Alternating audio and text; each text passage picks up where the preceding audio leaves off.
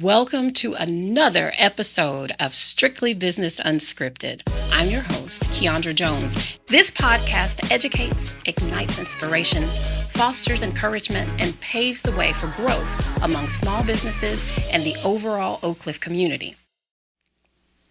But first, I'd like to thank our sponsors, Dallas Zoo, Home Care Network, Breakfast Brothers, and Serve Pro. Thank you for your support. Now, let's get into it. The name of today's show is Pretty Isn't Paid, Strategy Is, the real game behind fashion success. Today, we're joined by Tiffany Walker, who is a visionary designer, creative director, and the founder of Pink Lucy, a luxury fashion house celebrated for its unapologetic glamour, sculptural silhouettes, and bold statement-making designs. With over 2 decades in the fashion industry, she has built a reputation for creating a high-impact look that embodies confidence, femininity, and power. Her work has been featured on major stages, including New York Fashion Week, and she continues to expand her global presence with an upcoming showcase at Paris Fashion Week. More than a designer, Tiffany is a storyteller and experienced curator, using fashion as a platform to challenge perspectives, inspire confidence, and push boundaries through immersive, innovative design. As she continues to grow her brand internationally, she remains committed to redefining what it means to lead with vision, authenticity, and impact. So, my goodness, welcome, welcome, welcome. Welcome to the show. How are you today? I'm amazing. Thank you so much for having me. Thank you for being here. I am so honored to meet you. I've seen your designs, I've followed you on social media, and even this morning before you got here, you challenged me. I said, you know what? What I wore today was not going to work in the presence of this greatness, so I had to go back home and start over. Oh, I love it. You look super cute. Thank it's you. It's so Pink Lucy. Thank you. Thank you. I was trying. Listen, it is not hard to be inspired by all that you do. You are so amazing. Thank you. We are going to get into some of the things that you've done, you've built over time. Yes. But I want to know, outside of your accomplishments, who are you? God, I'm a child of God. I'm a child of God that believes in the good of others. That likes to, a person that really wants to see other people succeed and elevate. I'm a person that loves hard. I'm a person that just loves life. And all the things that God has blessed us with, being able to enjoy those things. So I'm a lover. I am a Southern belle with a whole lot of swag. Okay. That's who I am. Yes, swag you definitely have. I mean, you light up a room when you walk in, and it's not just because you are beautiful and very beautifully dressed, but it is the energy that you bring into a room. And we need that, especially in times like these times. Yeah, I completely agree. So we appreciate what you're doing for not only the industry, but the world. Oh, thank you. I appreciate that. What a compliment. We need this energy. Yes, and it is about energy, right? I mean, when a woman walks into a room, her presence should be known. You don't have to be loud. You don't even have to be flashy. That's right. But that presence should be felt. Yeah. That's exactly right. I agree. So let's talk about Pink Lucy. Yes. Well, how did it get its name? Walk me through, and what is it? If someone, let's just say you live on Mars and you've never heard of Pink Lucy, which I'm sure that would have to be the case. What is Pink Lucy? So Pink Lucy is a love letter to my mother. So my mother passed in 2018. We were extremely close. And long before she passed, I knew at the age of 13 that I was going to be a designer. I knew that. And I made sure that my life, even at that age, was purposeful, and that I did everything I needed to do in order to be able to follow that career path. So here I am, about to open up my first location. And I was going under the name T. Shamise. I already had my fashion brand. Shamise is my middle name, which ironically means loosely fit dress or shirt in French. Oh, wow. And I was like, you know what? When I open up this location, I'm not sure if I want to use that name. Yeah. I was like, some people pronounced it incorrectly. Yeah. I didn't feel like it was as marketable. Yeah. So I was just trying to find a name that stuck, that had meaning, that had purpose. Mm-hmm. And I'm really good with naming things, right? That's one of the things I enjoy doing. My friends call me, hey, I have this idea. What do you think I should name it? And I'm like, oh. So, like I'm brainstorming, coming up with all these things. But for some reason, I hit a pause when it came to me trying to name my first location. So here I am, just trying to figure it out. And one morning, I was in the restroom getting dressed. I was doing my makeup. And I think I was maybe 2 or 3 weeks out from opening the location and still had not named it. Really? Yes. And, my friend's like, no, just keep it T. Shamise. I'm like, no, that's not it, right? So here I am getting dressed, and the name Pink Lucy comes to me. And I knew it was God. It was like, I don't know, it was like a voice. And it just entered my spirit. And when I heard the name, it was like this gut feeling that this was it. So I immediately thought of my mother because she called my niece Lucy, which we never understood because my niece's name is Taylor. Okay. So where did you get Lucy from? Right. So I called my mom and I'm like, hey, Mom. It's like, so I'm really trying to figure out the name, and I think it should be Pink Lucy. I said, what do you think about Pink Lucy? And my mother was like, she gasped, like, Pink Lucy? And I said, yes. And she's like, oh my God, I love it. Oh, wow. So she gets super excited. My mom was really dramatic. She gets super excited. She's yelling and just, that's it. But let me back. Before I even gave her the name, I asked the question, I posed the question, why do you call Taylor Lucy? And she said, well, I use it as a term of endearment, like the show I Love Lucy, because that was my favorite show. So I just call her Lucy. Oh. So when I say it's a love letter to my mother is the real Pink Lucy. My mother equipped me with everything that I needed in order to take this road, to take this journey. My father passed when I was 13 years old of cancer. My mother had lupus. So, I watched a woman who was extremely resilient, who had an illness that she was battling with every single day, whether it looked like she was battling with it or not, because the woman has so much grace and class and beauty that you would never know that anything was wrong with her. But I watched that fight, and that is the one thing that has allowed me to be able to go through any struggle, any obstacle, any roadblock I have ever faced. I'm able to look at the person that went through it all and still came out like a diamond. That pressure made this beautiful diamond, and she was always this beautiful representation of what a God-fearing, loving,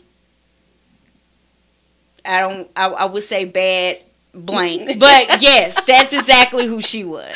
She was amazing. So to me, continuing this brand allows her to continue to live on through me. Yeah. It's giving legacy. Yeah. I'm continuing a legacy. Yeah.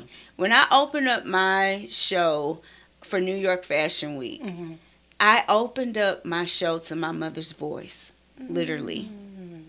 I have voice recordings of my mother from voice messages that she would leave me. Pee-wee, it's your mother. Like, I don't know if she's my mom. Right. But my mom called me Pee-wee because I was a preemie. So Pee-wee was my middle name. Not my middle name, rather my nickname. That she always called me. And I used to hate it. And now I love it. Because I wish I could have her to call me that again. Yeah. But I have voice messages of her calling me that. Oh, wow. So I use those voice messages as my intro to for my fashion show for New York Fashion Week. So literally, her voice opens up my show. And mind you, I headlined that show in New York, in Manhattan. Wow. And that was the opener. I had everybody on an emotional roller coaster. Yeah. But it was so sentimental to me because that was legacy in motion. You know, in spying on you, your social media, the way that I do, because I'm a huge fan, you and your mom have the exact beautiful face. The same exact face. Thank you. I mean, you guys Thank are you. just, I saw the side by side of you and your mom. Same exact. Yeah. I bet you get that all the time. I don't do. You? Everyone used to think I look so much like my father, and I do resemble him. But the older I get, the more I look like her. And that's like the ultimate compliment to hear from people, because I always thought my mother was just drop dead gorgeous. Like, I used to be like, man, she's so pretty. You know, I was like a fan of my mother's. Like, I'm fangirling over my mom, you know, just the grace and beauty. But here's the thing. My mother wasn't just pretty on the outside. She was really beautiful inside as well. And that made her even more gorgeous, you know, because she was a very sweet and loving person. And so I just want to say thank you for that, because that is the ultimate compliment. I can see it in you. You just have I don't know you, but I can feel you have a very sweet spirit about you. Thank you. And I'm sure you get that from your mother. Yeah, I definitely got that from her, because that wasn't from Dad. Sorry, Daddy. Not at all. Sorry, Daddy. So you have such unique designs. Yes. So you know, no one's seen anything like your designs. Where do you get this inspiration from? So I'm inspired greatly by shape. Okay. Because your earrings are like overly stimulating me right now. Okay. Yes. I love your earrings. Thank so you. Thank you. I am one of those people that have ADHD, you know. Same. So I'm that girl. And it has become a superpower for me. So because I pick up and see so many things, you know, I think that is a part of the superpower of ADHD. That can either be a distraction, because sometimes it's a horrible distraction, yes, it can be. or it can be something that you're able to really utilize, Yes, right? yes. So when it is in the right recipe, it's a great thing for me. So shapes like that bookcase back there, like your earrings, like the shapes on the carpet, like all of those things stimulate thoughts for me in designs. And Really? I take that and I play around with you know, wire and hard interfacing, things like that allows you to build structure. And I create pieces like that, almost like a sculpture. You know, I'm an architect of some sort when it comes to fashion. So I'm really into texture, really into color, and really into shape. And I also just enjoy people watching. Okay. I like to see people, how they interact, the way they move, the way they talk, the things that they wear, you know. And that also becomes inspiration for me. But I would say, like, the biggest thing is shape. So now I'm curious about what would you do with something like that shape? So, like, I could see that shape, like, at the hem of a dress. Really? Yeah. You know, you got me looking over here. Okay, really? Yeah, I can see a hat with that shape. Yeah, absolutely. Oh, that's extreme creativity right there. Yeah. Because I just saw an earring. That's all I saw. No, I see way more than that. Way more than that. And then when you turn to the side, it looks like someone's head. It's, like a woman wearing a hat almost. And, like, the base of it is like her neck. What? Yeah, I know. this is how my brain works. Well, I love it. Well, it's working for it. It is working for you. I love it. I love Yeah. it. Okay, so you've built a brand that's both creative and luxury driven. Yes. What did it take for you to say, you know what, I'm that CEO. I'm going to do that. I mean, I know you said when you were young, you had the vision, but what thrusted you into that driver's seat to just do it? Well, I've always been extremely determined. So if I say I'm going to do something, well, I'm going to do it. And if you get in my way, I'm just going to run you over. I love it. Oh, I love that. I've always been that way. I don't understand no very well. Good for you. You know? I love it. No means maybe to me. No means, oh, you're not the right person. I'm going to go to somebody else. That's what no means to me. Okay. So I want to say that me committing to this completely was me saying, you know what, if Prada, Chanel, and all these other people can do it, then what makes me any different? Yes, I'm a black woman, but what does that mean?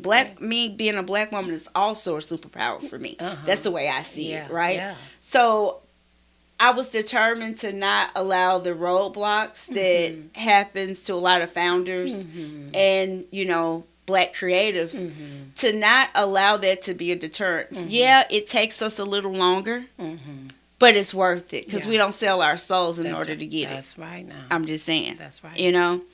And I think the major turning point in my life, or rather my career, was when my mother passed in 2018. I went through a horrible, horrible, horrible depression to the point that I almost lost my business. That's how bad it was. But I remembered a conversation that I had with my mother because my mother gave very clear instructions. She told me that if I go on to be with the Lord, now this is just a regular conversation. There was nothing wrong at this point other than the fact that she was living with lupus and managing it, right? But she had managed lupus and lived with it for 38 years, which is almost unheard of, right? Oh, yeah. Took great care of herself. But here she is. She's like, you know, we talked every single night at the same time. So we're on the phone, and she's like, you know what, Pee Wee? If anything were to happen to me, I would be so upset with you if you allow your business to fail because of depression or grief. She was like, so I'm telling you now that if anything ever happens to me, you better not lose that business. She was like, I have put so much in, because she did. She was like, I put so much into that business, into you, to make sure that that business is successful. She's like, I've given you everything I could give you and more. And she was like, and you cannot allow that business to fail because of grief or depression. She said, and if you do, I'm going to be so mad at you. And you know, she's just like clear instructions as to what I'm to do and how I'm to handle. Who tells you how to handle the grief about them? You know what I mean? Right? Wow. Yeah.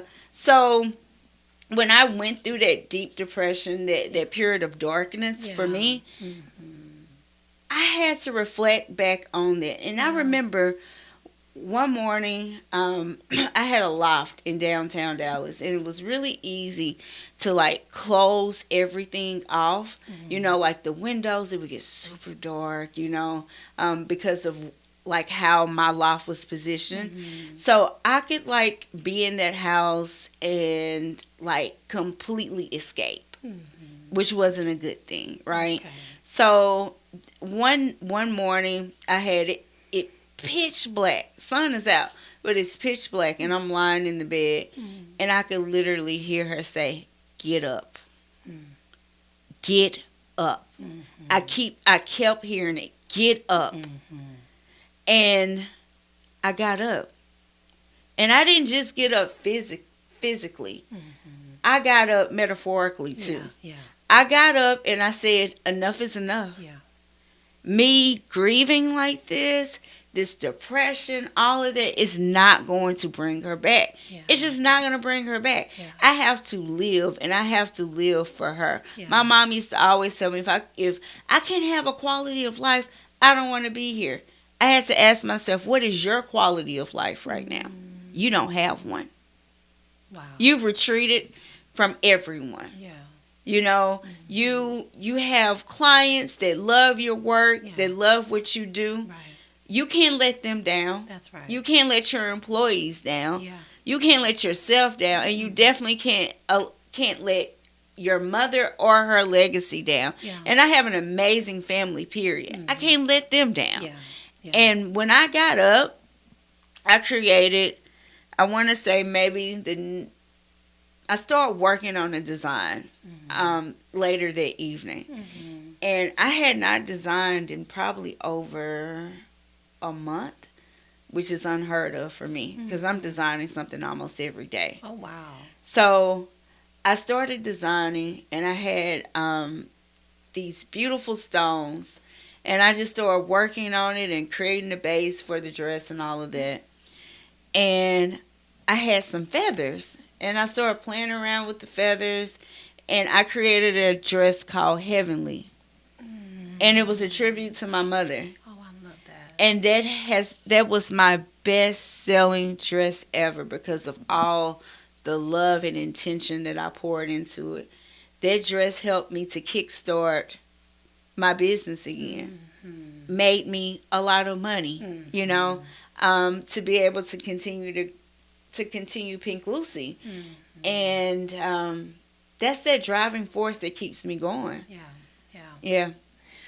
You know, so you mentioned feathers, and it triggered a thought for me. So I have my daughter she'll be 32 in September, and I'm a little extra for her. And so when I was meeting a guy that she wanted to date, she said, "Mommy, listen, you cannot wear sequins. You cannot wear feathers. You cannot." And she gives me this list of what I cannot wear, but I found the thing that she didn't mention was, I think, neon. So I wore everything she said that I could not wear, because whatever, I'm going to do whatever I want to do. Right, exactly, because you got to be you. Absolutely. You have to be you. Absolutely. That's right. Absolutely. So in terms of how you put things together, are there any rules, and do other people break them, or do you just create your own? What? I believe in just creating your own. Like, I'm one of the designers that don't even really look at trends because I don't want my designs to be completely driven by what the trend is. Yeah, okay. I need it to be driven by what my aesthetic and my style is.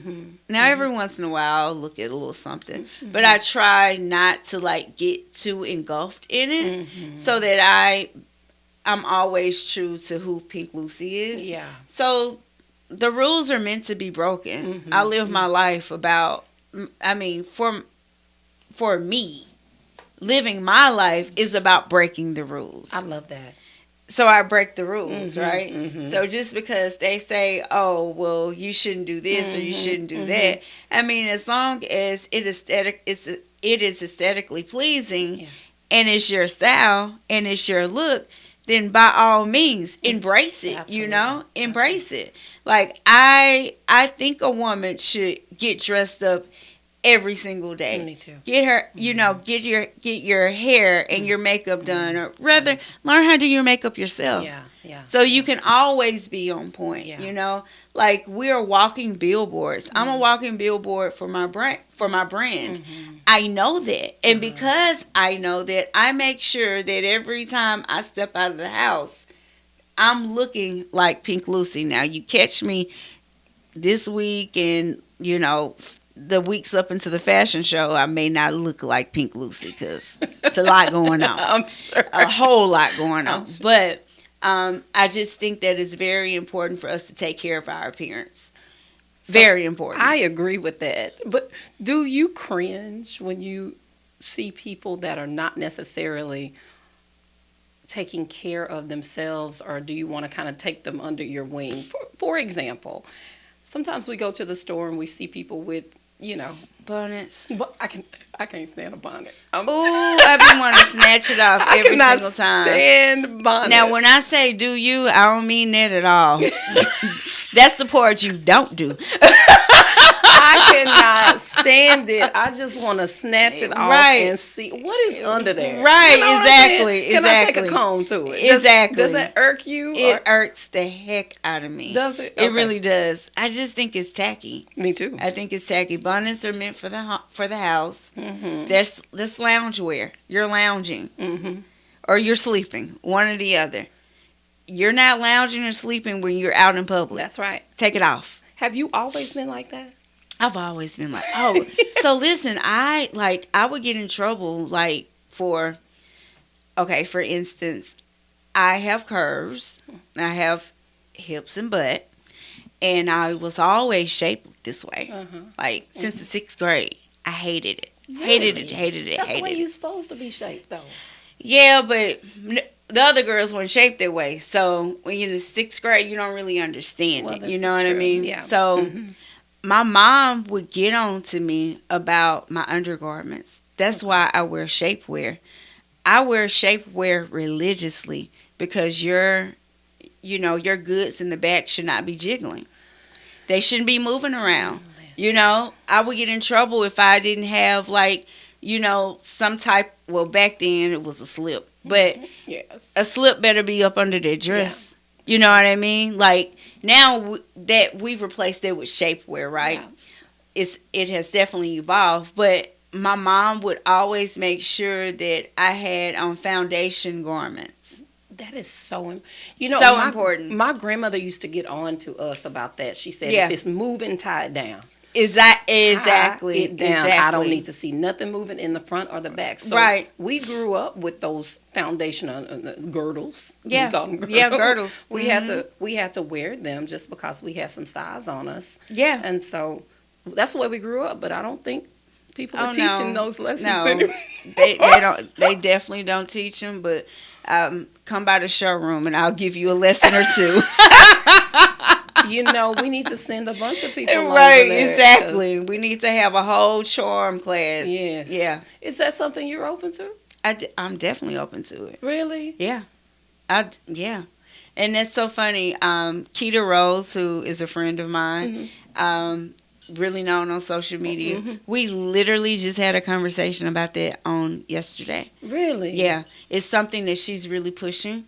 So I'm definitely open to it. We've been talking about it. So once we nail down all the details, I'll definitely let you know. Please. Because we need to teach our young girls. No one's teaching them. That's right. You don't know what you don't know. That's right. That's right. And we had grandmothers back in the day that you were not leaving the house with your ass moving like that. Exactly. You were not. You're not. Get back in here. And then back in the day, they had, I'm an old lady, but they had them cone bras that granny made us wear. That's what you was wearing. Nothing was going to be moving or popping out or any of that. And I don't think there are grandmothers teaching us those lessons anymore. Well, no, because grandmother is now the age of 30 and 35. Yeah, she's auntie age. So no, and she's still clubbing too. Exactly. she outside. Yeah, she outside. Yeah, she's and outside. I don't get it because I be tired. I don't know how they do it either. I don't. But another thing is a lot of young women don't realize that you can be sexy without showing everything. That's right. And the golden rule doesn't apply anymore. And that golden rule is if you're showing up top, the bottom is covered. If you're showing the bottom, the top is covered. Right? So if you're going to have on a cute little, let's say, plungy neckline dress, right? Why can't it be to the knee? Why can't it be mid-thigh? Why gotta be near your rear end? Like, you're showing too much. Yeah. So if you're going to show one part, the other part has to be covered. Yeah. Half and half. Yeah. Oh, I love that rule. Half and half. Right. I love that rule. Half showing, half covered. Whichever half that is. Yeah. Huh. Very interesting. And that's a rule that I definitely believe in. If I'm wearing something that's a little sexier, I don't really do the whole cleavage thing. But, to each his own. Right. I'll do a plunging neckline, but I don't even have girls like that to be honest. I ain't even got it to do it. But God bless me with the other half. that half he got me on. Well, we can pump these up. We got inserts and all kinds of things. Right. But yeah, I mean, it's balance. Yeah. You have to have balance. Yeah. And you don't have to show everything to be sexy. That's right. There's a classy way to be sexy. And I think that's what's missing is the class to the sexy. Right. And it's actually, I think, more sexy if it is classy. It definitely is. Yeah. Classy trash is a thing. But, right. So you are so very confident. You walk and speak and all the things with confidence. Were you just born that way? I was raised to be that way. Yes. Yeah. So that's something that is taught. Mm-hmm. That's definitely something that's taught, and then it's modeled. Okay. And I feel like a girl learns her confidence from her mother. And if mom's not confident, well, guess what? More than likely, you're not going to be either. Okay. And that's sad. And that's why what we were just talking about, charm clinics and, mentorship and all of those things, that's why that's so important. Yeah. Because girls need that. That's they right. need that. And That's speaking of that is why I have started the Forever Betty Foundation. Okay, talk to us about that. So my mother was a really big component of just building people up, especially young girls. This was the woman that was everybody's mother, even my friends. Like, I'm like, wait, did you come over here for my mama or me? She was that kind of lady that everyone just really felt comfortable with. But I always witnessed her building people up, complimenting other women, telling them that they're beautiful, telling them that she loves what they're wearing. We're talking about people in the grocery store. She's having a conversation with these. I'm like, Mama, you're not. No, but I really liked her shoes. That's just how she was. So a part of me continuing that legacy and allowing that legacy to be in motion is me pouring into other young women. So I have started the Forever Betty Foundation, which teaches self-esteem, self-awareness, and confidence for, young girls. And I haven't officially kicked it off. Okay. There's been a lot of moving parts lately for me, but I am completely committed after my fashion show to officially starting that. Of course, I've taken care of all the legalities of it, but just haven't officially launched it. And that's the next project because I realize how vitally important it is, and I have to do this for her because it's what she would have me to do. Yeah. I am so interested in that. If there's any room for a volunteer, absolutely. Let me know. Absolutely. I'm so very interested in building young women because that's our future. Yeah. And one of the things that I've learned is that confidence is not just needed outside the workplace, in the workplace as well. Some of our greatest performing employees are confident people. Absolutely. It's transferable. It absolutely is. And so that is needed. It's like a life skill. It is a life skill. Absolutely. Yeah, it is. And so I can see something like that even being or needing to be available in the workplace for people's employers, staff members. Confidence is needed. I have more problems with staff that don't have any confidence than the ones that do. Yeah. And I can say that the same has been true for me. I have a team of seamstresses. I have interns, I just have people that support or my support system in what I do, so I don't have to do everything on my own, right? Because it's impossible. Right. And I have noticed that whether it's an intern, an apprentice, whether it's one of my seamstresses, whatever, as long as they're confident in what they're doing, the work is always amazing. That's right. When they lack that confidence, well, guess what?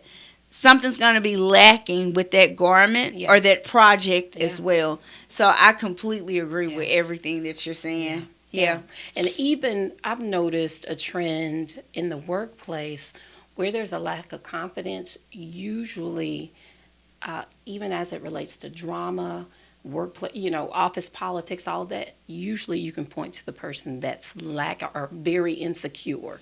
They're keeping insecurity. Yes. Yeah. That's where it's stemming from, is that insecure. Because they're projecting. Yeah. That's exactly right. Yeah, they're projecting. So I can see that project just exploding because it's so needed for us women. Yeah, I completely agree. Yeah. So talk to me about, you've done so many fashion shows, but I have. Jesus Christ. I was looking through your social media. I was like, what a talented woman. But so here in Dallas, you did the Dallas. What is it called? Dallas Fashion Week. Dallas Fashion Week. And so talk to me about what that is. I've never had the opportunity to go, so I would love to participate. Go and see all the things. But what is Dallas Fashion Week? What was your role? How did you get there? Talk to me about all the things. Okay, so Dallas Fashion Week is a take on New York Fashion Week. Okay. So it brings together designers, whether they're emerging or, designers that are pretty established. Mm-hmm. It brings them together for a week, where they're like these fashion shows on certain days and they're showing their collections, which is really cool because it brings out so many different type of people and you get to see the work of so many designers. But let's pause. Okay. That's Dallas Fashion Week. Okay. Let's talk about what Pink Lucy is doing. Okay, let's talk about, yes. Because I am curating a fashion show on April 19th. Okay. So what a lot of people don't realize about me is that I got my start producing fashion shows. That is how I got my start. Really? Yes. So I'm from Shreveport, Louisiana. Shout out to Shreveport. And I was the only one doing what I'm doing in Shreveport. So here I am, this young girl, very ambitious. Yeah. I've graduated from high school. My mom was like, yes, you're going to college and you're graduating. Mm-hmm. Graduated from college, came back home. And now I'm like, now what? There's no industry here. Mm-hmm. I was going to move to New York, got an apartment in New York, had a going away party, did all the things. My sister got very ill, and I ended up not going. My sister was on life support. My sister has lupus as well. Okay. So I made the decision that I couldn't leave. Okay. Well, when I made the decision, I also had to make the decision to choose me as well and to create what I wanted in my hometown. And if it's not available to you, then you got to make it. That's right. That's how I see it, right? So I decided that I was going to have a fashion show. So here I am. Newly graduated from college, Louisiana Tech University, by the way of Grambling State University. And I go to my mother and I say, I'm going to have a fashion show. And she's like, you're going to do what? I'm going to have a fashion show. And she was like, who's going to pay for it? Like, I don't have money for that. You don't have any money. How are you going to pay for this? I started writing up sponsorship letters. By the time I was done, I raised over $5,000. And back then, there was some money. There ain't no money now, but it was money back then, right? Yeah. So I had a fashion show. I created all the pieces for the fashion show. I produced the fashion show, and I brought together all the models for the fashion show. Wow. I went on to produce these shows in Shreveport, and all of my shows started with the letter O, so organized chaos, overexposed, so I went on to do these shows, and my biggest show had over 2,000 people there at the Shreveport Convention Center when it had just opened, the new one. Wow. With that being said, what I did was unheard of. I had street teams. I brought together these young aspiring models. I, designed the clothes. I had these scenes in the fashion show. I did all the things, right? Almost like what used to happen back in the day with, what was the traveling fashion fair fashion show?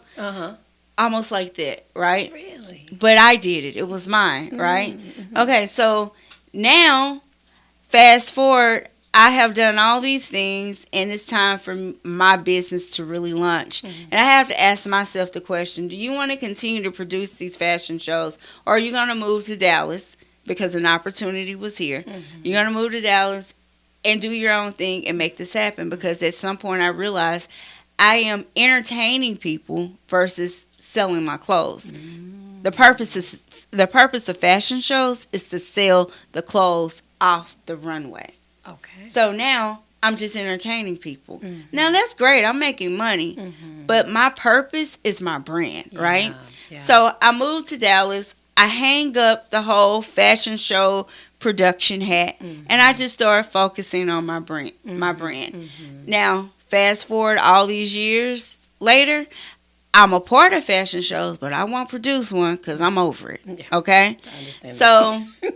then, just in 2026, I do New York Fashion Week, Mm-hmm. and the fashion show bug bites me again. Okay. So when I got back, I was just so thrilled. Like, Mm-hmm.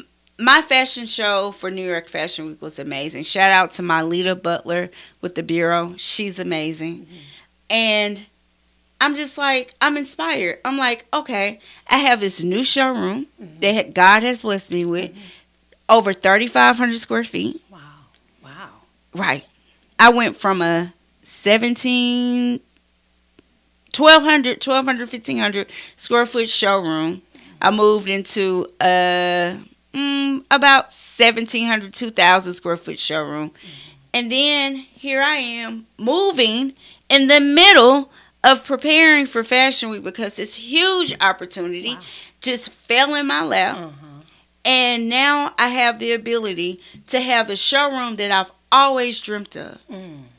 Nothing but God. Right. But you got to act fast. Yeah. You got to do it now. I'm like in the middle of Fashion Week. I prep for Fashion Week. God's like, yes, it's yours. And I did it. Wow. Okay, now I'm like, well, I have this new showroom. It's huge. I have an attached event space to the showroom. Mm-hmm. Literally attached. A hallway attaches it. I'm like, why am I not using this? Yeah. So I say, okay, instead of doing a grand opening, we're going to do a fashion show. Wow.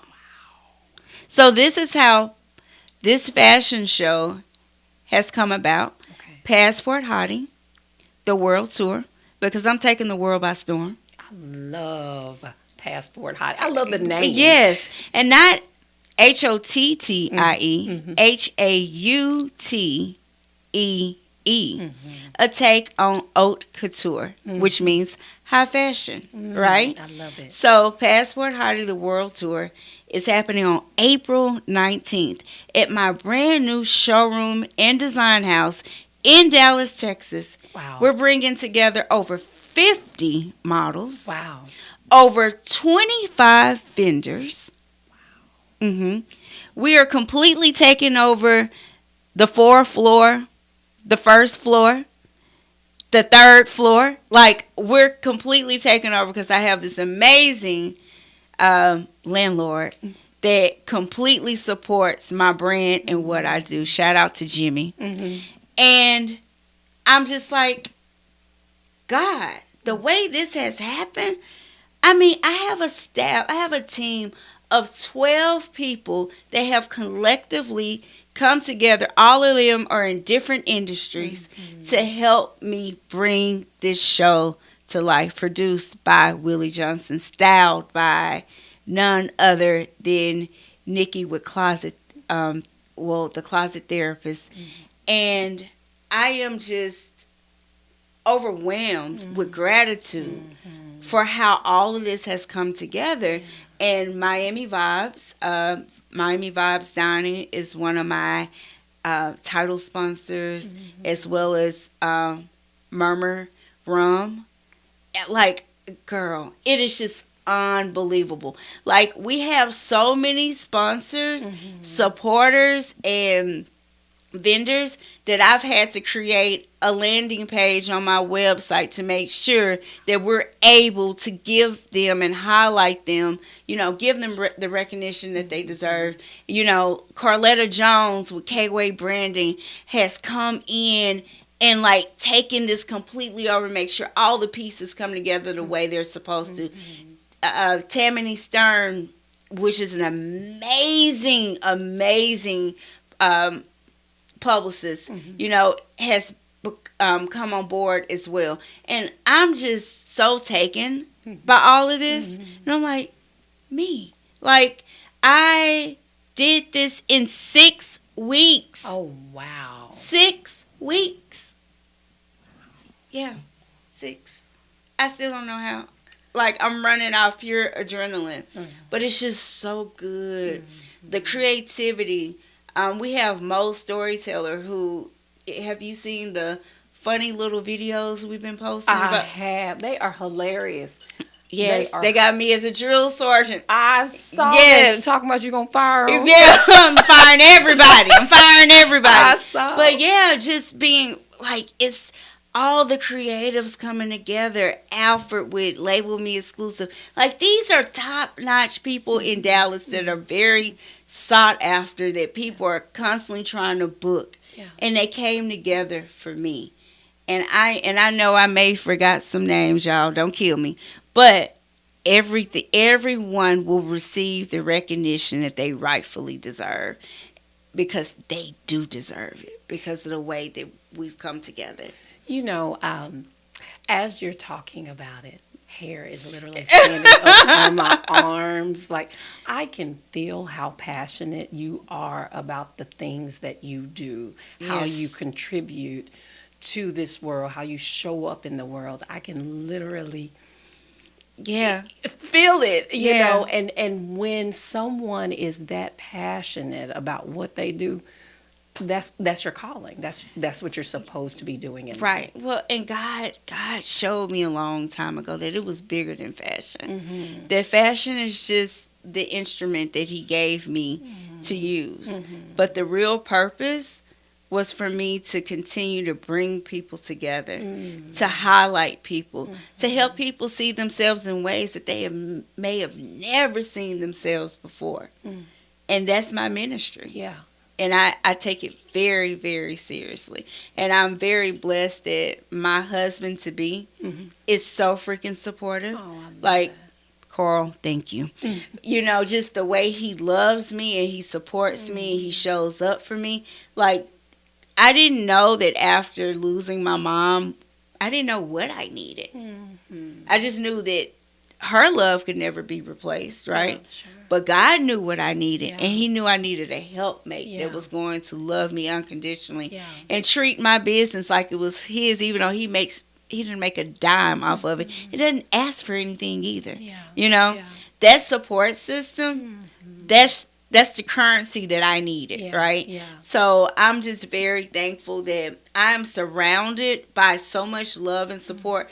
I can't help but to give it out. Yeah. And this has really been my entire life. Like, I didn't grow up privileged or any of those things. But one thing that I never lacked was love. Never lacked it. Never. And, it shows because you give it out so freely. So that's right. You. I can feel it. I can totally feel it. So before we close out, I wanted to do some rapid fire questions. Is that okay? Yeah. I think I'm ready. You think you're ready? Yeah, I'm ready. Okay. Okay. So I just want you to say the very first thing that comes to mind when I ask you the question. Okay. So what opens more doors, confidence or connections? Confidence. What? They'll give you the connections. I agree with that. When building a brand, profit or purpose? When building a brand, purpose. Should fashion challenge or comfort its audience? It should challenge. I'm up for a challenge. Okay. When scaling, you already answered this one. Follow the rules or break them. Girl, we breaking the rules. What? We're going to break all the rule rules. breaker. We're going to break the rules. What is your biggest asset? Is it your vision or your voice? My vision. Mm-hmm. It's my vision. Mm-hmm. But I got a voice, too. You got both. I got both. Yeah. So my last question for you is for a little girl or a young man that's looking up at you right now and aspiring to be a fashion designer. What advice would you have for him or her? To follow your own voice, create your own aesthetic. Don't try to morph into anyone else. You are more than enough.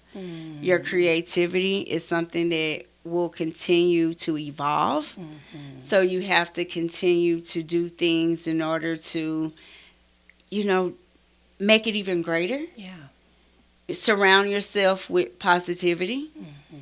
Learn to tune out the noise. Learn that everyone is not for you, and that's okay. Everyone doesn't love Pink Lucy, and that's okay. My brand is not for everyone. Once you learn that, you give yourself the permission to show up as who you truly are. Yes. And that's the most important thing. And I no longer ask for permission. You're getting all of this. You're just getting it. That. Oh, my goodness. You're getting it. So if someone wants to buy any of your products, where can they find them? Okay, so you can definitely find it on our website, which is pinklucyofficial.com. And then make sure you guys follow me on IG. That's where I post all the hotness. And my Instagram is pinklucyofficial. And don't forget about April 19th. April 19th. You have to be in the building on April 19th. Sunday, April the 19th, Passport Hauteé, the World Tour. And, of course, Dee Dee McGuire will be our host. I love that. I love that. Thank you so much for being here. Thank you. You are so phenomenal. Thank you. Thank you. I appreciate you. Well, thank you for tuning in. We will see you next time on Strictly Business Unscripted. Hey. I'm your host, Keandra Jones. And again, thank you for watching another episode of Strictly Business Unscripted. We'll see you next time.